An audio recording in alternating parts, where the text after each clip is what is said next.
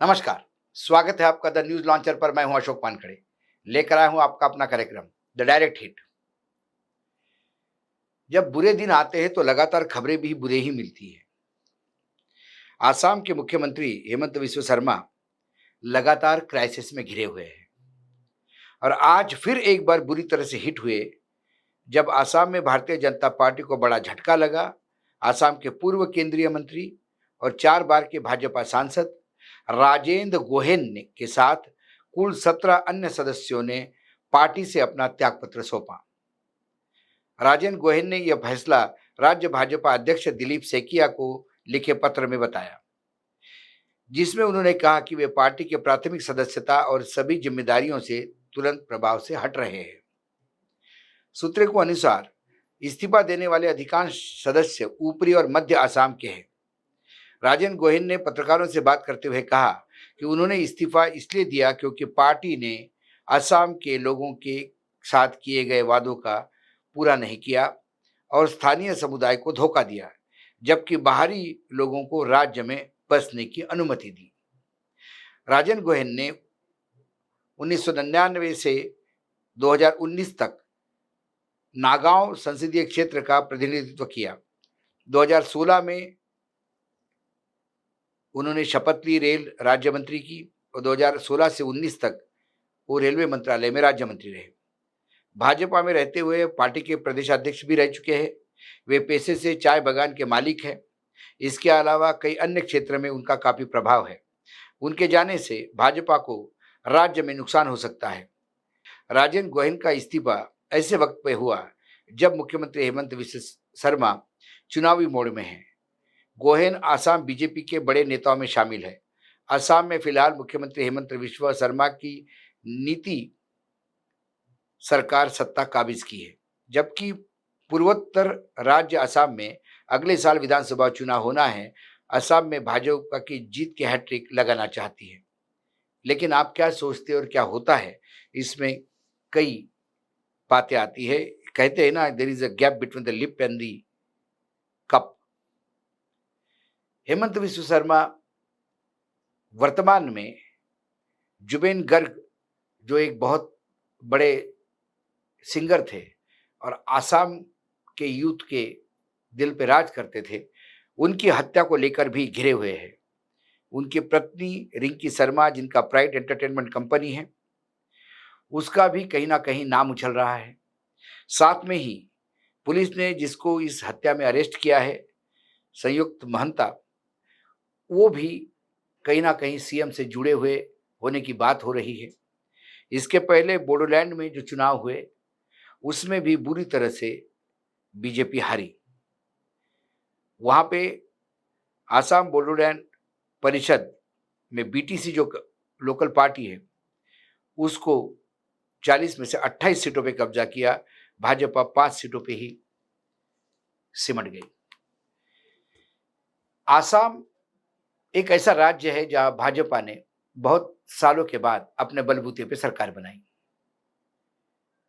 लेकिन जब बीजेपी वहां सत्ता बनाने के लिए उतरी, भारतीय जनता पार्टी, तो उनकी स्थानीय आसाम गणतंत्र परिषद के साथ टाइप रहा। आसाम गणतंत्र परिषद ये विद्यार्थियों की मूवमेंट से निकली हुई पार्टी थी। लेकिन जब पहली बार वो चुनाव लड़े तो उनके पास उम्मीदवार भी नहीं थे। तब राष्ट्रीय स्वयंसेवक संघ, जो वहां इतने सालों से काम कर रहा था, उन्होंने ही उन्हें उम्मीदवार भी मुहैया करवाए। बाद में जब बीजेपी शहने शहने वहां अपना पैर जमा पाई, तब वही लोग बीजेपी के भी उम्मीदवार हुए। फिर भी बीजेपी अपने बलबूते पे सरकार बनाने में नाकामयाब रही। उसके बाद हेमंत विश्व शर्मा, जिसके ऊपर भ्रष्टाचार के कई आरोप थे और वो आसाम के मंत्रिमंडल में मंत्री थे कांग्रेस के, तब भाजपा ने महीनों महीनों तक विधानसभा चलने नहीं दी, क्योंकि वो हेमंत विश्व शर्मा का इस्तीफा चाहते थे। हेमंत शर्मा पे लगे हुए भ्रष्टाचारों के आरोप को देखते हुए कांग्रेस भी उनको दरकिनारा करना चाहती थी। वो बहुत प्रसिद्ध वाकया बताया जाता है कि हेमंत विश्व शर्मा गए मिलने राहुल गांधी को, और राहुल गांधी कुत्तों को बिस्किट खिला रहे थे, लेकिन हेमंता से बात नहीं कर रहे थे। हेमंता इससे बहुत आहत हुए और उन्होंने भाजपा का रुख अपना लिया। भाजपा हेमंता को टारगेट जरूर कर रही थी, लेकिन भाजपा ये भी जानती थी कि हेमंता का वहां थोड़ा वजूद है और हेमंता राजनीतिक गणित जानते हैं। उसके चलते तुरंत उन्होंने, जिसको भ्रष्टाचार के रूप में आपने रेखांकित किया था, जिसके वजह से आपने वहां विधानसभा चलने नहीं दी, वही हेमंत विश्व शर्मा फिर बीजेपी का हीरो हो गया। सत्ता में आए, पहले सत्ता लेके आए और अगली बार उन्होंने बाकायदा सेकंड टाइम इस कंडीशन के साथ बीजेपी को जितवाया कि वही मुख्यमंत्री होंगे। और एक मुख्यमंत्री जिनके नेतृत्व में चुनाव लड़ा गया, उन्हें फिर घर बिठाया गया, उन्हें केंद्र लाया गया दिल्ली में, और हेमंता के पास पूरा नॉर्थ ईस्ट दे दिया गया। हेमंत विश्व शर्मा सिर्फ आसाम तक सीमित नहीं, वो आगे नॉर्थ ईस्ट की जो 7 सिस्टर्स है, जो 7 राज्य हैं, उन पे भी बड़ी दखल रखते हैं। और भाजपा को यदि वहाँ पे कुछ बहुमत मिला या भाजपा की वहाँ सरकार एस्टेब्लिश हुई, तो उसमें हेमंता का बहुत बड़ा रोल रहा। लेकिन धीरे धीरे हेमंता अब मुख्यमंत्री बनने के बाद अब उनको दिल्ली का भी एक सपना पड़ने लगा, और हेमंता फिर हिंदुत्व का झंडा लेकर सबसे आगे दौड़ने का प्रयास कर रहे हैं। योगी आदित्यनाथ का भी रिकॉर्ड तोड़ते हुए कई जगह पे हेमंत विश्व शर्मा आपको हिंदुत्व की बात करते हुए दिखाई देंगे।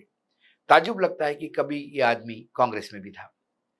आसाम में भ्रष्टाचार की कोई कमी नहीं, आसाम लॉ एंड ऑर्डर भगवान भरोसे है। इसके बावजूद हेमंत विश्व शर्मा अपनी ताकत से सरकार चला रहे हैं, लेकिन क्या जनता साथ है? बोडोलैंड जो आसाम का एक हिस्सा है, वहां जो अभी स्थानीय निकाय के चुनाव हुए, वहां हेमंत विश्व शर्मा यानी बीजेपी का सुपड़ा साफ हो गया। ये पहला इंडिकेशन था कि आप जब तानाशाह जैसे राज्य करने लगते हैं या अपनी मनमानी करने लगते हैं, हिंदू मुसलमान के सिवा कुछ आपको दिखाई नहीं देता, तो फिर यही होगा। और इसके बाद भाजपा के जो पुराने लोग हैं, जो लगातार भारतीय जनता पार्टी को वहां